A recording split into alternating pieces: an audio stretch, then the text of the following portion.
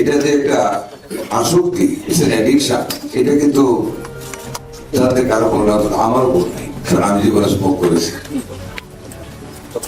আর যারা স্মোক করে তারাই কিন্তু সবচেয়ে বড় সাক্ষী হতে পারে এটা যে কত খারাপ। আমার এক্সপিরিয়েন্স থেকে আমি বলি, স্মোকিং মানুষের ঘুম না করে বলে অনেকে মানে আমার হাসি পায়। যেহেতু আমি স্মোকার ছিলাম, রোজার মাসে স্মোকিং এত খারাপ, ইফতার খাওয়ার পরে প্রথম যে জিনিসটা, এমনকি ইফতারের মধ্যবর্তী সময় ইচ্ছা করে একটা সিগারেট খায়নি। এটা রিয়ালিটি। এবং সিগারেটটা খাওয়ার সাথে সাথে মাথাটা এমনটা ঘোরা দেয় অ্যাজ এ ব্ল্যাক আউট হয়ে যাবে। এবং আমার জীবনে ঘটেছে, টান দেওয়ার থেকে কোনো কিছু ধরে বসে পড়তে হয়েছে, ইয়াং এজ সো ব্যাড, এমন ইফেক্ট করে সারা অঙ্গের উপরে।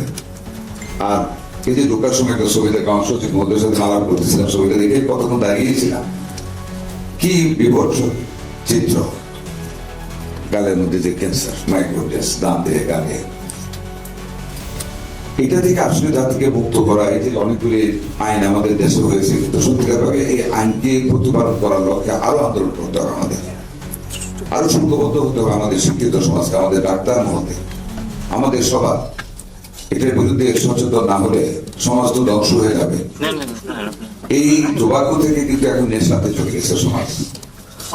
আন্দোলন যদি একটা না, এটাকে সাথে এখন প্লাস করতে হবে, অনেক দীর্ঘ লাইন হবে।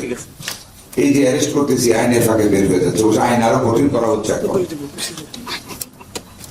নেশা, এই আমার ইলেকশন আগের একটা এক্সাম্পল দিই। I want to cite one example. একদিন আমি মানে নির্বাচনের কাজ শেষ করে বিকালবেলা বাড়িতে আসে, আরেকটা মিটিং এ যাবো। একজন মহিলা আসলো, বয়স্ক, হার্টি 37, 30, 40 ক্রস করেনি, এসে নিচে থেকে শাড়ি উঠেছে। আপনি কি করতেছেন? বাবা তুমি দেখো কি হয়েছে। তখন বললাম সাম ইনজুরিজ আর দেয়ার। তার ছেলে নেশাখোর, বাড়ি ঘরে যা ছিল এমনকি ঘরের জানালা সহ সব বিক্রি করেছে কইলা। ওই দিনটা টাকা দিতে পারে না কইলা, ওই যে দায়ের কাছে আছে না, খেচকাটা যেটা, দায়ের কাছে দেওয়া মায়ের হাঁটুর উপরে পুরা কাইতে ঝাঁঝরা করে দিয়েছে। তাই না? সন্তান তার মাকে, এর থেকে বড় এক্সাম্পল আর কি বলবেন বলেন? এই নেশা প্রথম সিগারেট খায়, গাঁজা পাতার বিড়ি খায়, তারপরে আরো কিছু গুড় খায়, টিকে দেয়, পাউস দেয়, তারপরে নেশা ধরে, কত রকম নেশা দিয়ে এসেছে। এইগুলির বিরুদ্ধে আসলে সমন্বিত ভাবে আমাদের সবাইকে নামতে হবে যদি জাতিকে বাঁচাতে হয়। আপনি গ্রামে ঢুকবেন, প্রত্যেকের গ্রামে যান, আই থিঙ্ক মানে 2/3 মানে 1/3 তো পজিটিভলি প্রত্যেক গ্রামের ইয়াং যারা আসে, ছেলে বা মেয়ে নেশা করে। নেশা মানুষকে এত কেয়ারলেস করে। I have seen in my own eyes in my Upazila headquarters that a teenage girl of 16 or 15 might be the age. On the road she was walking and smoking. ক্লাসে বসে নেশা নেই, টিচাররা বলেছে। এই যে গুণে ধরা টোবাকো থেকে সমাজ ব্যবস্থা যত উন্নয়নই করি না কেন, 69,000 কোটি টাকা স্বাস্থ্য খাতে এবার আমাদের বাজেট হয়েছে, the highest budget in the history of Bangladesh after liberation. যদি আমরা নেশার বিরুদ্ধে, if you cannot form a tobacco free society and addiction free society, if you fail to form that society, if you fail to convert our society into a drug addiction free society, all investment will go in vain because our generation shall be collapsed. They will be distracted by themselves. Their brain shall be going down. They will fail to concentrate their innovative brain into the innovation works to reform the society. কারণ এটা এমন adverse effects যে মানুষকে নিথর করে দেয়, যেটাকে আমরা নিথর বলি, সেন্সলেস বা motionless in whatever language we use. Day by day it reduces the active energy of the human beings, male or female. কাজেই আমি আমাদের সচিব মহোদয়কে রিকোয়েস্ট করবো, because he is the secretary of the health ministry. It's a very important job of the health ministry to initiate all the programs to fight against the tobacco taking all over the country.